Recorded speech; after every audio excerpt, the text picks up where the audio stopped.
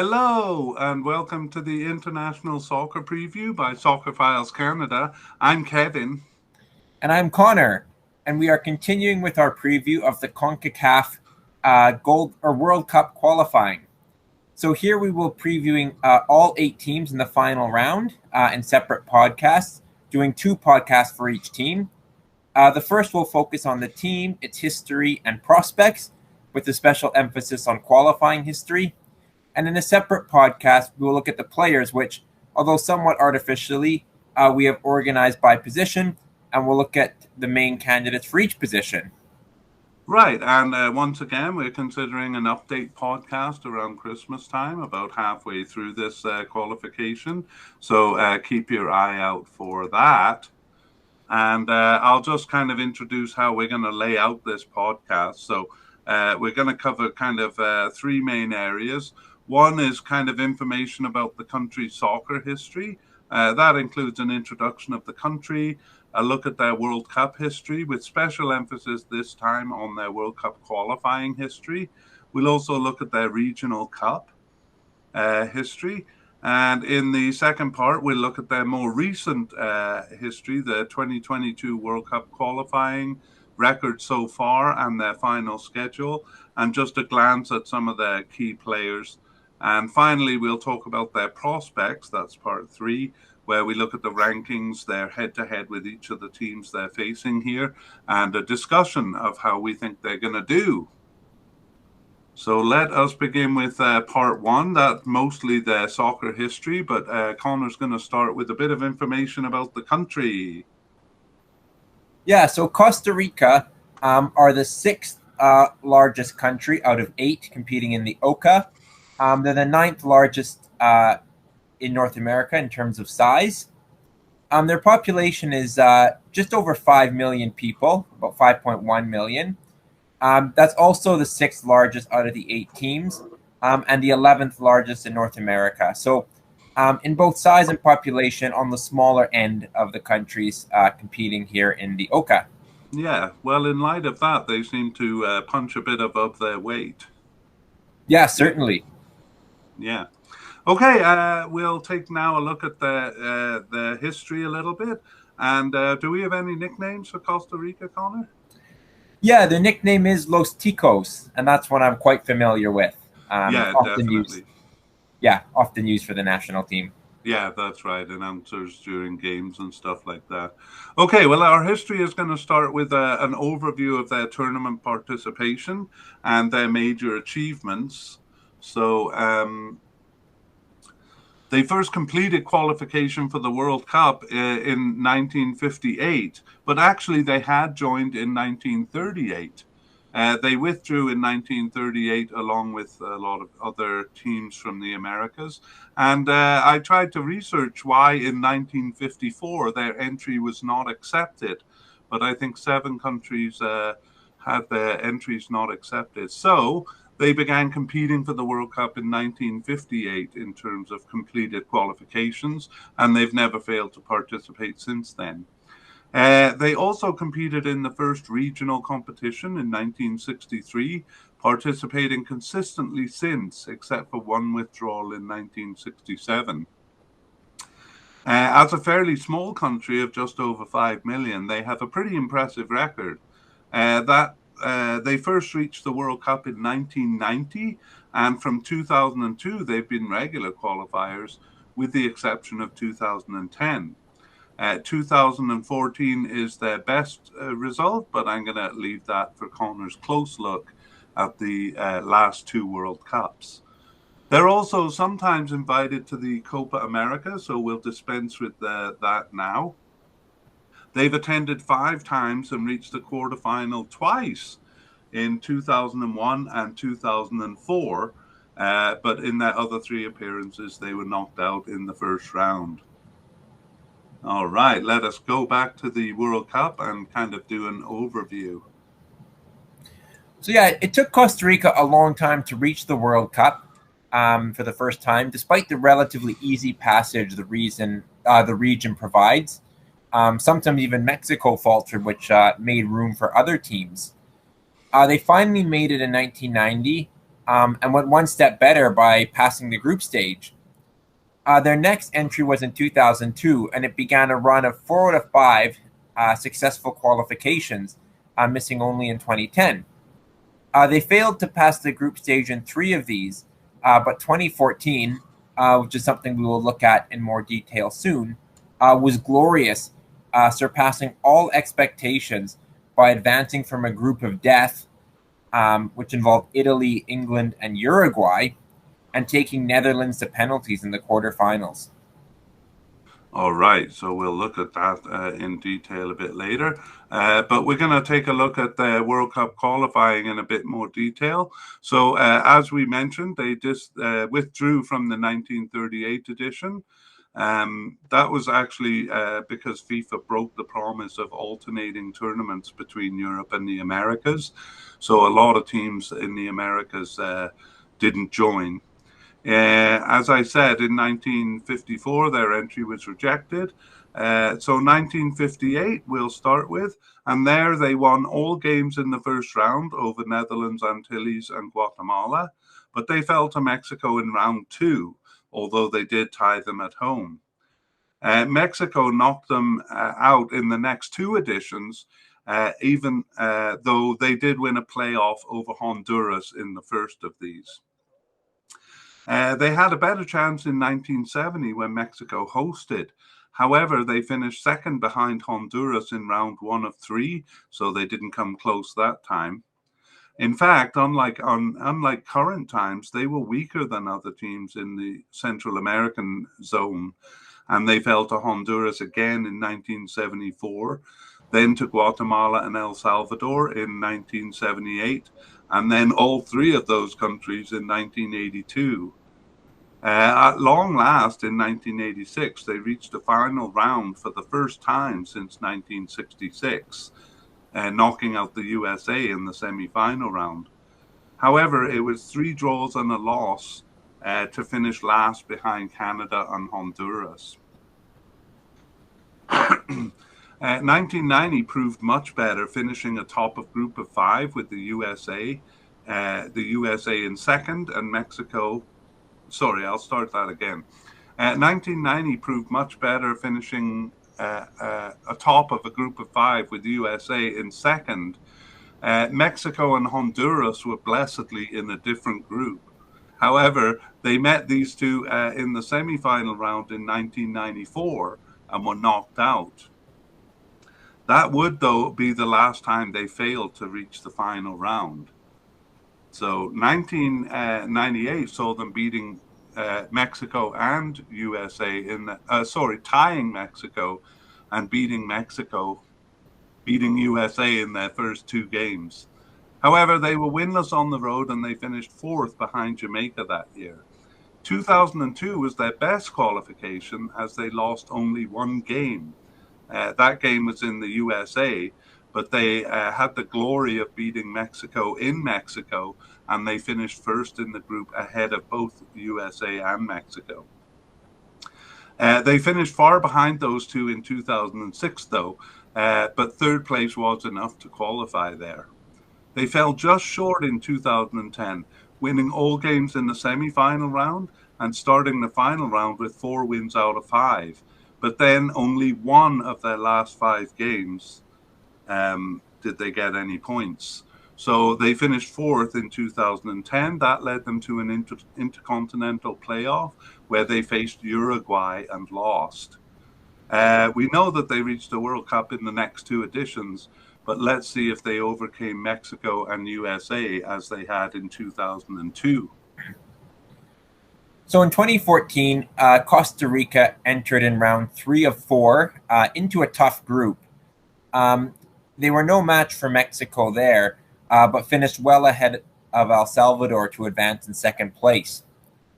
However, Costa Rica was more than a match for Mexico and Honduras in the final round, where they finished in 2nd place behind the USA to advance automatically to the finals, winning all games at home, but not on the road. However, they only lost 2 of them. They were then the surprise team of the Cup, going undefeated and finishing 1st in a group of death where they had hardly been viewed as a contender, as I mentioned, England, Uruguay, and Italy were the other teams in the group. Wow, that is a tough group. Totally. And really seen as the group of death, but really I think seen as a group of three. But Costa Rica totally upset the odds and turned that group on its head. Mm-hmm. That set up a match with Greece, which they won on penalties, despite being a man down for the last third of the game. But then they lost on penalties to Netherlands in the quarterfinals, so really came within a hair of reaching the last four. Overall, it was a World Cup success beyond their wildest dreams. Yeah, wow, what a performance. And I happened to have a Costa Rican student in a summer class I was teaching that year, so he was just ecstatic. No doubt. On to 2018. As one of the top 6 ranked teams in the region, they received a bye straight through to round 4 of 5. They passed this round easily. It was a group stage, suffering only an away tie in Jamaica, but beating Panama and Haiti twice. In the Hex, they were bested by Panama and did not perform so well, tying Honduras twice. However, all that is overshadowed by beating the USA both home and away and being the biggest contributor to knocking them out of this competition. Otherwise, they also beat Trinidad and Tobago twice and tied Mexico once, losing the other. So they finished with a record of 4 wins, 4 draws, and 2 losses. But that was enough for second place in the group and automatic qualification to the World Cup. At the World Cup, they lost their home opener to Serbia and went out with a loss to Brazil, though that game proved competitive as a frustrated Brazil who scored twice in injury time to win it. They played well in their final game against Switzerland and earned a draw there, but ultimately finished last in their group. All right, thanks for that, Connor. And let's move on to take a look at them at the regional level. So the competition at the regional level is the CONCACAF Championship from 1963 to 1989, and then the Gold Cup after that. So they're a charter member in regional competitions. In fact, I know there's a bit of history even before 1963, which I'm going to look into and maybe tell you about in future podcasts. But they were there from the beginning of the CONCACAF Championship in 1963, and they've won it 3 times. They won that first edition in 1963, and then they repeated in 1969, a stronger period where they finished in the top 3 in 4 of the first 5 editions, their 5th being a withdrawal in 1967. So it's a strange mismatch between this and their World Cup qualifying, where they were kind of dominated by other Central American teams, especially Honduras. Anyway, they're moving on from 1969, where they won the second title. Their weak period was very weak, failing to even qualify from 1973 to 81. But they regained strength here sooner than in the World Cup by coming in the top 4 from 1985 to 1993, and they won their 3rd title in 1989. That was the last edition of the CONCACAF Championship, and it moved over to the Gold Cup. After a weak spell in the late 90s, which tracks with their World Cup record, they have passed the group stage every time since 2000, and their best finish was 2nd place in 2002. In recent years, they've reached the semi-finals twice, in 2009 and 2017. But given their World Cup consistency, reaching only the quarterfinals in 7 of their last 9 editions is an underperformance, especially in 2015, where their follow-up to that World Cup that Connor just described was just a quarterfinal finish, so a little bit disappointing there. Let's take a closer look at the last 2 competitions. So in 2019, Costa Rica qualified for the Gold Cup automatically as they were one of the 6 teams competing in the Hex. Costa Rica beat Nicaragua and Bermuda to ensure advancement from the group after just 2 games, so fielded a partial B team in their final match, which they lost to a surprisingly strong Haiti. This turned out to be a fatal mistake, though, as it meant they met eventual winners Mexico in the next round and went out on penalties. Moving on to 2021, Costa Rica qualified through the Nations League. They beat Curacao away, but otherwise tied all games in their Nations League A group. So that was enough for them to finish atop and qualify them for the Gold Cup. There, they won all 3 games in the group stage, beating Guadeloupe, Suriname, and Jamaica, but they were not quite as convincing as the result showed, often being flat in the first half and then scoring later on in the games. In fact, Suriname almost earned a tie on a late strike that went off the post. That flatness carried over to the quarterfinal when they met Canada, who dominated them as much as a 2-0 scoreline reflects. Great, okay. We'll just take a quick look at the zone. This is kind of getting out of date now because the Central American zone, their cup, the UNCAF Nations Cup, which is sometimes called the Copa Centroamericana, is no longer a thing, but it gives us a sense of how they perform among the Central American countries. So right now, they're probably still considered the strongest team in Central America, though that's not always been the case. We've talked about a bit of inconsistency there between the Regional Cup and the World Cup. This UNCAF Nations Cup acted as a qualifier for the Gold Cup, and it started in 1991 when the Gold Cup did, and it went to 2017. Now there's a different qualifying competition. But Costa Rica won 8 of the 14 times here, and they only finished out of second place once in 1995, where they came 4th. So they were runners-up in 2009 and 2011, but reasserted their dominance with wins in 2013 and 2014. However, it ended on a poor note for them with a grim 4th place finish that equaled their worst finish beforehand, and that was a bit of a surprise in the last edition of the Cup. So there's the history of Costa Rica. So in summary, they're probably the strongest Central American team right now, and according to World Cup qualifications anyway, the 3rd strongest team in the region, though not all of the time. They have been regulars at the World Cup since 2002, but they generally struggle to pass the group stage aside from that stellar performance in 2014.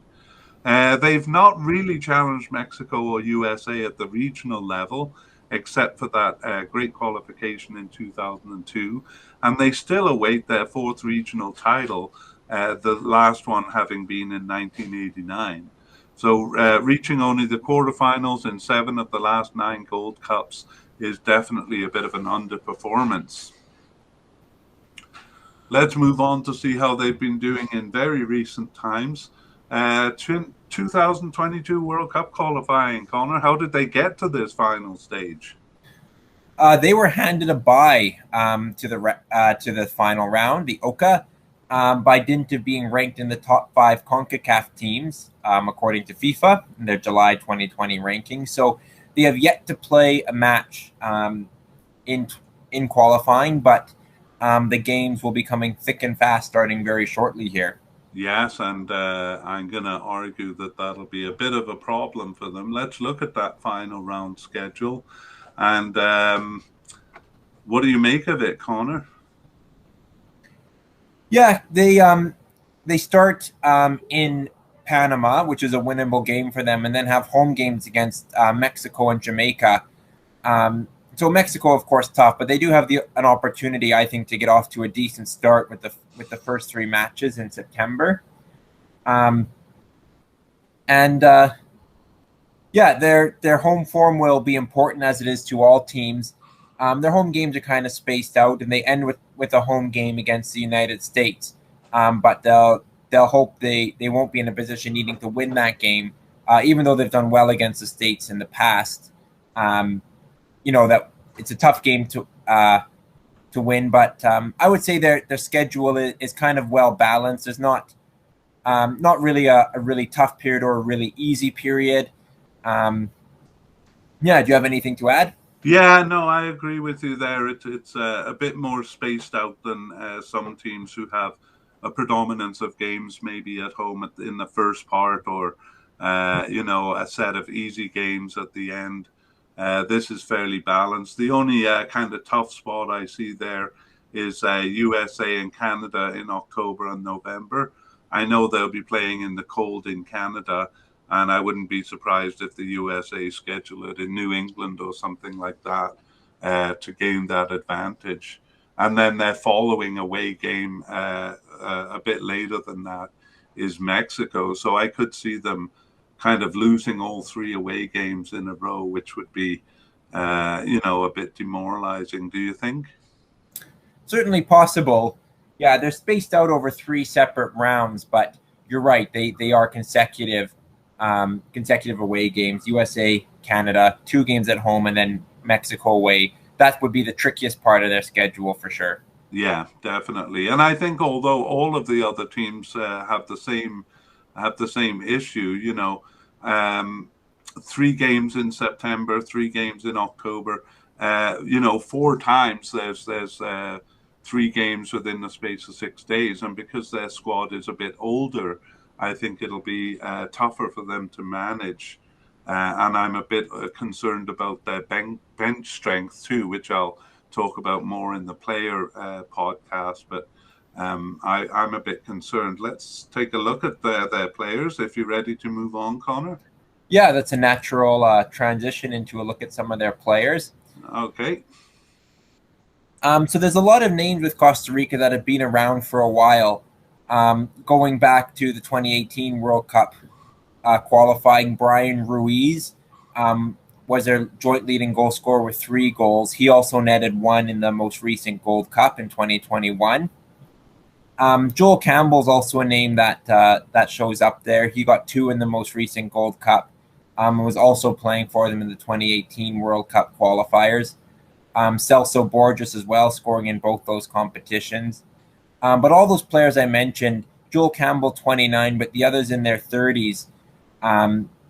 So they are relying on kind of the same crop of players that many of them competed in the 2014 World Cup 7 years ago. Mm-hmm. So that the aging of the team is a bit of a theme, and they haven't really seemed to have drafted as a lot of young players to replace them. Ariel Lassiter, he's a midfielder. He scored in the Gold Cup. He'd be one player that a little bit younger that will hopefully add some goals from midfield. I think, Ortiz is, I think, in his mid-20s too. Yeah, and he scored in 2021 Gold Cup qualifying or the Nations League, as did Francisco Calvo and Johan Venegas. Both players, again, who competed in 2018. Yeah, I mean, by the way, the colors on the graphic don't mean anything here. And I should say we haven't included all of the scorers there, but just the players we kind of want to mention. Yeah, you said a lot of them were there in 2014. I think there's very few names here that are under 30. Even Joel Campbell, I think, is 29. Yeah. And as we both said, I think that they haven't really brought in a lot of new blood. So when we take a look at that really thick schedule, I'm a bit concerned for them in terms of these players being able to manage a tough schedule like that. Yeah, lots of games and lots of traveling is the other part of it. Yeah, that's true. Well, we always kind of fall into talking about our discussion, but actually we have a bit of business to do first with the rankings here. So, oops, sorry, I messed up the graphics a bit. By the way, for you listeners, the graphics aren't really saying anything that we're not talking about. They're just kind of a guide for us and for the people following on YouTube. Let's take a look at the rankings. How are they doing, Connor? They're 44th according to FIFA and 51st according to ELO. That puts them in the region, the third in FIFA and fourth in ELO among CONCACAF teams. So that kind of goes with the thesis you mentioned of kind of being the third or fourth strongest team, kind of behind USA, Mexico, and that really reflects their World Cup play, if not reflecting their Gold Cup play as much. Yeah, I mean, I see they've moved up 7 points in FIFA from June 2021, or 6 points. I can't explain them really moving up with that quarterfinal finish. In the ELO rankings, they stayed at 51.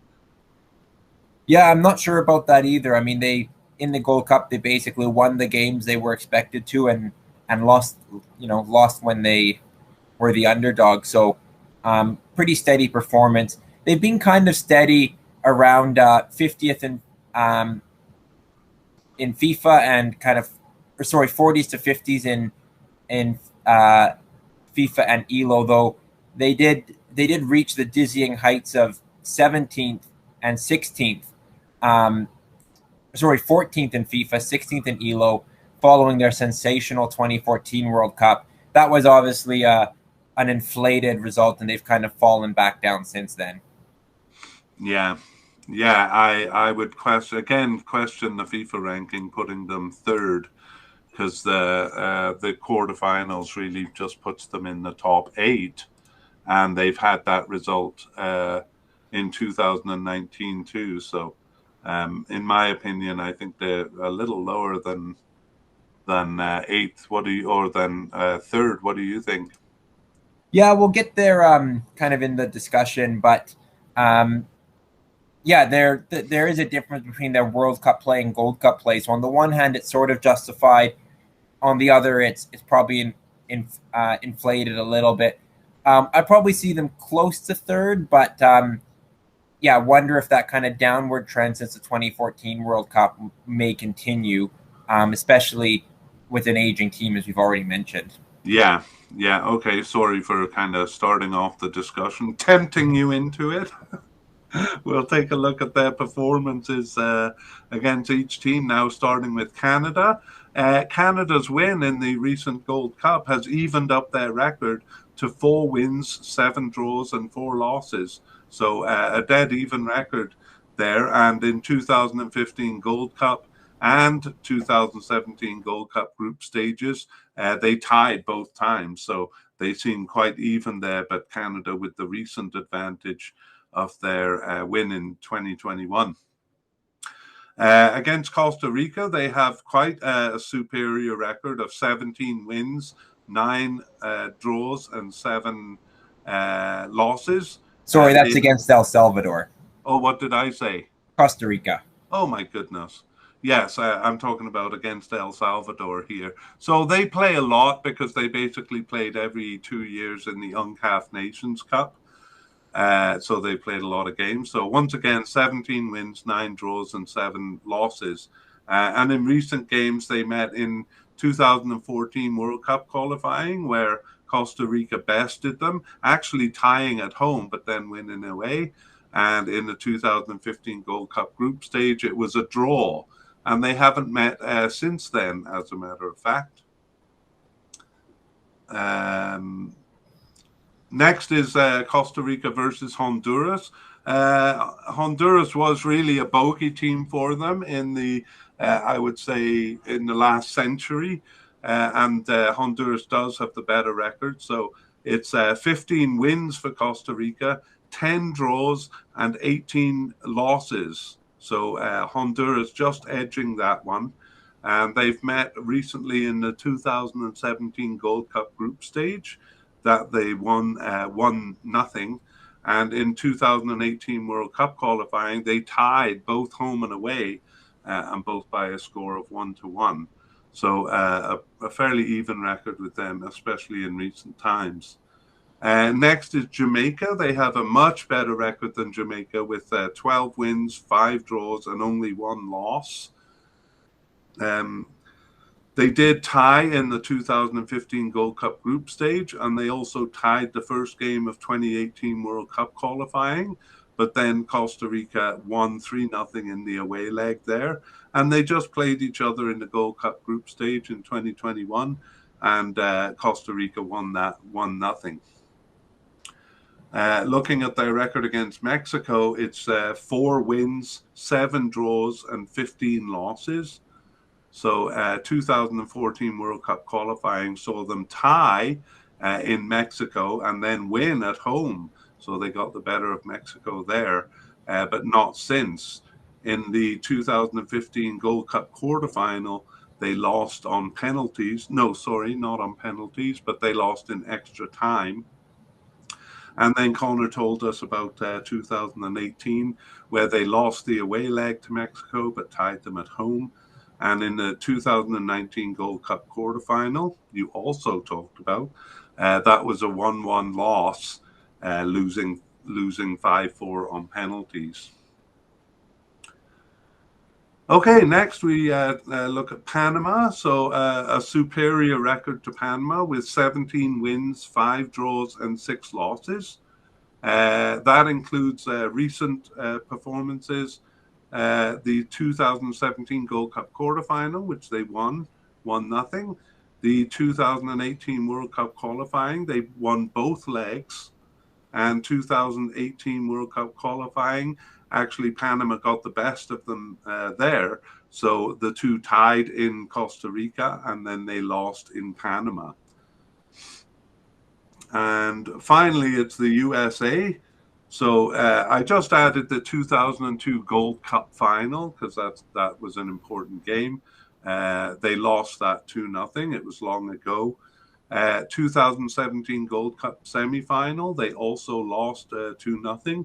But Connor described their performance over the USA in 2018 World Cup qualifying, them being a big part of the reason USA didn't gather enough points, because they won at home 4-0 and then won in America 2-0. The record there is 11 wins, 4 draws, and 14 losses. So USA has the advantage there, but it's fairly close. So Connor, do you want to do the summary here? The light red on the graphic means it's fairly close, and the heavier red means it's a pretty dominant record. Right. So Costa Rica has losing records against Mexico, USA, and Honduras, but the losing records against the USA and Honduras are fairly even. They have an even record against Canada, and then they have winning records over Panama, El Salvador, and Jamaica. So kind of in summary, they've losing records to 3 teams, even with 1, and winning records over 3 teams. So kind of even overall. Yeah, I'm excited. I was excited that Canada kind of drew a level in their record with that win in 2021. How about you? Yeah, it was exciting. I think those 2 teams will be fighting for a very similar position in the OCA. So it'll be a level of intrigue because they're very even teams currently, but also historically. Right. Well, we're a bit shameless in our bias towards Canada, but certainly we won't focus on Canada here. But certainly going in, having won that game in the Gold Cup is is kind of confidence inspiring. But how do you feel Costa Rica's going to do here? Yeah, I think Costa Rica they're a pretty consistent team in how they perform. I think the experience, the older legs may be a bit of a detriment just the way the schedule is, but the experience is worth something too, and that's experience that Canada doesn't have, having not played in the OCA for a long time. I think they won't be competitive with USA and Mexico on the whole, though perhaps on the individual game level. And I kind of see them competing with Canada and Honduras for that 3rd spot, which is automatic, and potentially 4th, which is the Intercontinental Playoff. So I see them being kind of right in the mix and on the edge and competing against Canada and Honduras in particular. Yeah, you can't overlook the fact that they've reached 4 of the last 5 World Cups. And in general, they do seem to perform a bit better in World Cup qualifying than they do in Gold Cup qualifying. Or Gold Cup. Part of the reason for that is that Keylor Navas, the goalie who plays for Paris Saint-Germain and Real Madrid before that, who was the hero of the 2014 World Cup, he doesn't play in the Gold Cup. He just seems to play their World Cup qualifiers. So, maybe that's part of the reason they perform better. But my feeling is, and I know my opinion is kind of morphing a bit as we do these podcasts, but if I was a Costa Rican fan, I would have serious concerns about the age of the players and the strength of the bench, given the how thick and fast the games are over the next little while. I think 1 or 2 injuries, which is almost likely, could leave them, with not with no players, but with very inexperienced players to fill their boots. So I'm beginning to kind of feel that Canada, and actually Honduras is the same as we talked about in that podcast. I'm beginning to feel that Canada has a bit of an edge, but I don't know if that's my bias talking. Is it? It may be. It's one of those things where, yeah, some teams that just are consistent, like Costa Rica in World Cup qualifying, that counts for something. They have a bit of know-how or seem to have that know-how in the World Cup qualifying and just generally perform well. And it is kind of a quirk how some teams maybe perform different in different tournaments. But Costa Rica are a good World Cup qualifying team. And often they don't just scrape in, as we've seen. They've occasionally topped the group or finished ahead of USA and Mexico. So they're quite a good team that when they qualify, it tends to be comfortable. One thing about Costa Rica too is that a lot of their players, probably at least half, are played domestically in Costa Rica. So they won't be traveling from all over the world as much as some other teams. That includes some key players like Kendall Waston and Brian Ruiz. Joel Campbell plays in Mexico, but a lot of these guys are fairly close and won't have as much overseas travel as some other teams. So that may work in their favor.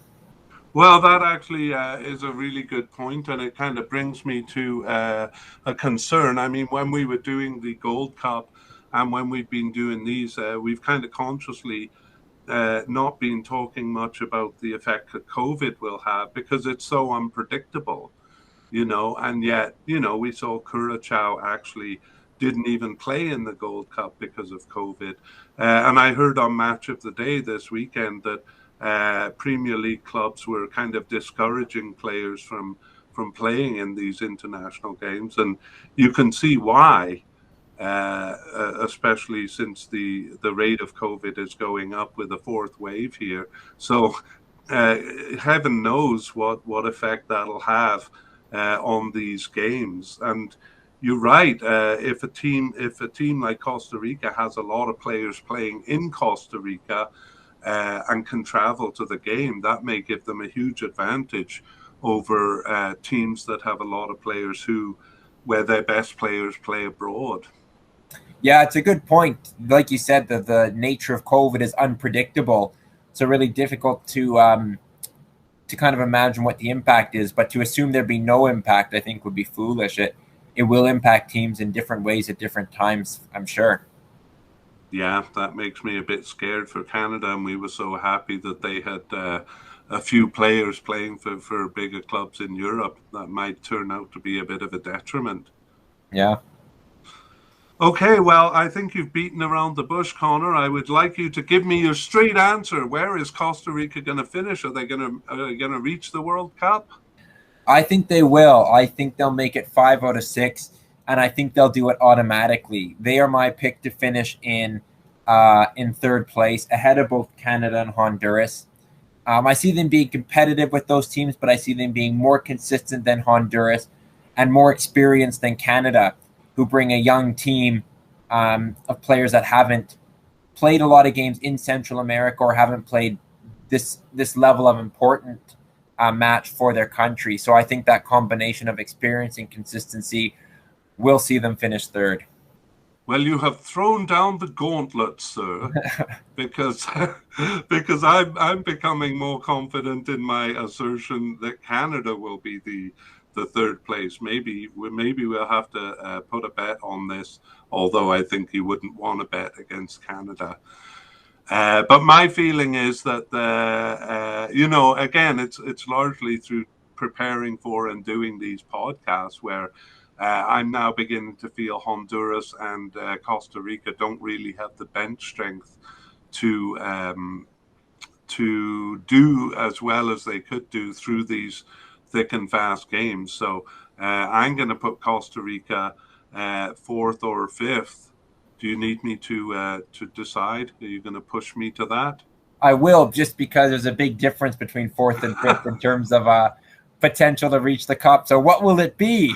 Curse you! I'm going to go. I'm going to go fourth because you've persuaded me that the World Cup experience has a lot of value. Not that Honduras hasn't reached it, but I think Costa Rica is a bit more wily as far as that goes. So who knows? That may change by the last podcast that we do. But I'm going to say fourth at this moment in time. All right. Well, we shall see.